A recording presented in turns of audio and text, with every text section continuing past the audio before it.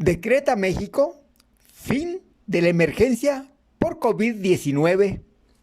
Fue el subsecretario de Salud, Hugo López-Gatell, quien decretó en México el fin de la emergencia por la COVID-19, cuyo virus causó la muerte a más de 333,000 personas en el país.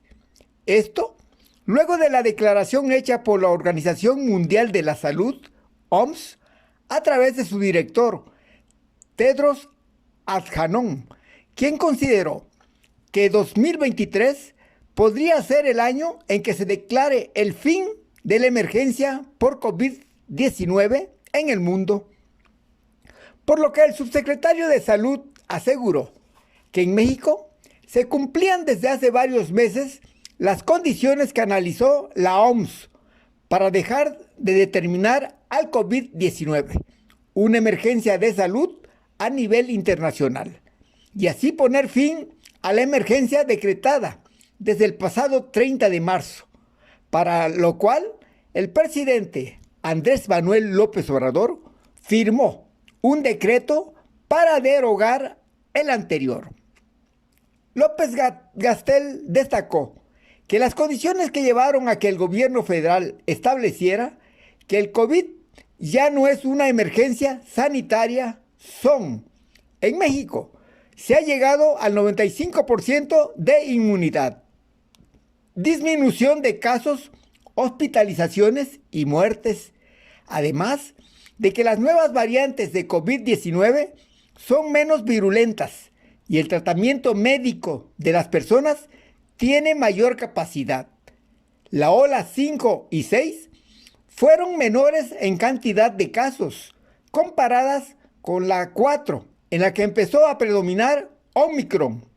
Hoy, Omicron y sus variantes son 1% de los casos de aislamiento. El 30 de marzo de 2020 se declaró emergencia sanitaria por el coronavirus SARS-CoV-2. A través de un decreto en el Diario Oficial de la Federación se anunció, a fin de que las autoridades de salud determinaran las acciones necesarias para atender esta situación.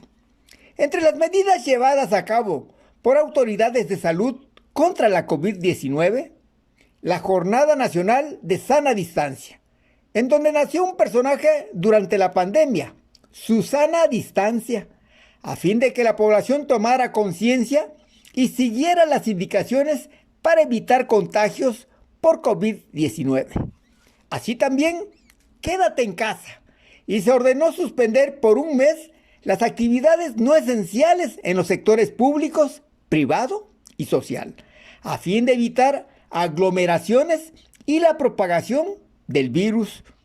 El primer caso de COVID-19 en México se confirmó el 28 de febrero de 2020 en un hombre de 35 años que llegó a la Ciudad de México procedente de Italia, por lo que las autoridades de salud señalaron que se trataba de un caso importado. El hombre, de nacionalidad italiana y residente de la Ciudad de México, había viajado a Italia del 14 al 22 de febrero. Presentó síntomas leves de resfriado un día después de haber llegado al país y tras las pruebas realizadas en el INER y en el INDRE, dio positivo a COVID-19, por lo que estuvo en aislamiento hospitalario.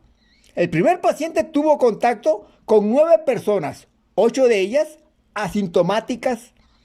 La primera muerte por COVID-19 en México ocurrió casi un mes después de haberse reportado el primer caso importado del SARS-CoV-2. La Secretaría de Salud reportó el primer deceso por el virus el 18 de marzo de 2020 en un paciente que había presentado síntomas 9 días antes y padecía diabetes. La COVID ya no es una emergencia sanitaria.